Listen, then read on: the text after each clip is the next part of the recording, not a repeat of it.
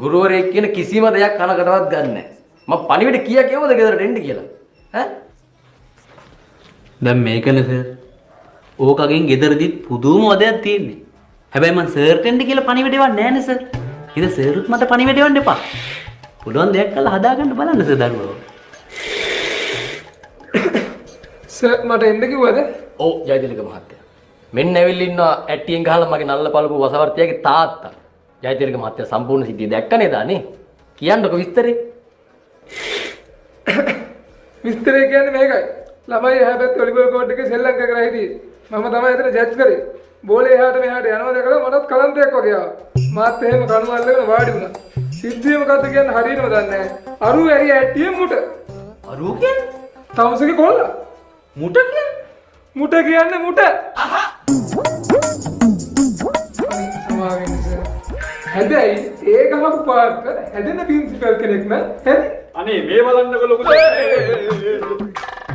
එහෙම දෙයක් නෑ. අටේ පන්තියේ පොඩිව රබර් සර්පේ ගිනන පන්තියේ. ඉතින් හෙට්ටියෝ ඔය මොන මගුලටද යකෝ මෙතෙන්ද ගෙනාවේ? ඈ? හෙට්ටිගේ අසන්න පුළුවන් නේ කියලා දඩුවම් කරන්න රබර් සර්පේ මෙතන කියලා මේ ප්‍රශ්නේ කිසිම නැස්සේ. යන්න. විකාර කරනවා මෙතන. ජයතිලක සර්. ජයතිලක සර් කියන්නකො. මට සර් හාසර් කිරිනික් කියන්න තියෙනවා. යන්න ක්ලිනිකුත් යන්න. යන්න. තාත්තා තාත්තට දැන් විශ්වාසයිද ඇට්ටියෙන් ඇරියේ තමුසලයි කොල්ලම කියලා. ඈ ඔය පේනවනේ සාක්ෂි. මං කොහොමද දැනන් හිටියද ඔය වැඩේ කරේ අපේ එකා කියලා. ඌ ගෙදරදී කීයේ හිටියේ කොයිලා හරි අරිනවා ප්‍රින්සිපල්ට ඇට්ටියෙන් කියලා. අනේ ලොකු සර් මගේ පන්තියේ ළමයි කරිසමේ කක්ක දාගෙනනේ සූ පොට්ට ගඳයි. එහෙම. යන් ටීචර් මං හොදන්න දෙන්න. අනේ ටීචර් මේ ටීචර්ගේ පන්තියේ දේවල් ටීචර් බලාගන්න. ඒවත් මට හොදන්න දෙන්න කියලාද කියන්නේ? බොහොම අපූර්වයි තමුසෙලා ළමයි හදන විදිය ඈ.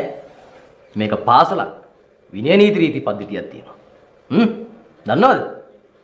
කොඩි දුවක්කු සර්.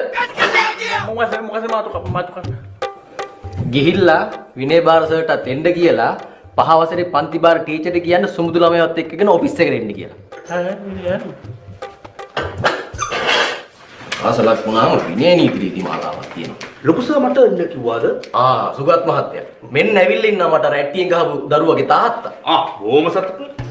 සතුටු වෙන්න කාරණාවක් නෙමෙයි සුගත් මහත්තයා ඒක. ලොකු සර් සතුට වෙන්න කාරණාවක් තියෙනවා. අපි අර අඹපැල 150 හිටියෝ ව්‍යාපෘතියේ ඒකේ 150ම මෙල්ල නෑ. එක පැලේක දල්ලක් දාලා තියෙනවා මෙතන ටොයිලට් එකේ හැබැයි. අනේ මේ හෙට්ටිගේ සර්.